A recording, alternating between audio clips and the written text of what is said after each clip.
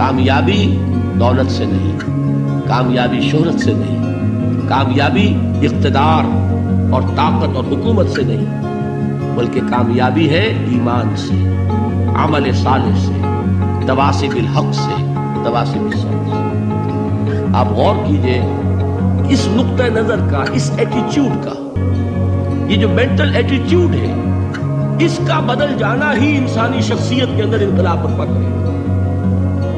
اب آپ کا نتیجہ کیا نکلا؟ اگر تو دولت سے کامیابی ہوتی تو قارون بہت کامیاب تھا، اگر حکومت سے کامیابی ہوتی تو فرعون اور نمرود بہت کامیاب تھے۔ کامیابی ان سے نہیں ہے، کامیابی انسان دولت میں قارون کی دولت تک پہنچ جائے اور دنیا میں دبدبہ اور اقتدار اور سلطنت اور حکومت کے اعتبار سے وہ نمرود اور فرعون کا مقام حاصل کر لے، وہ ناکام ہے، خائب ہے، خاسر ہے، برباد ہے۔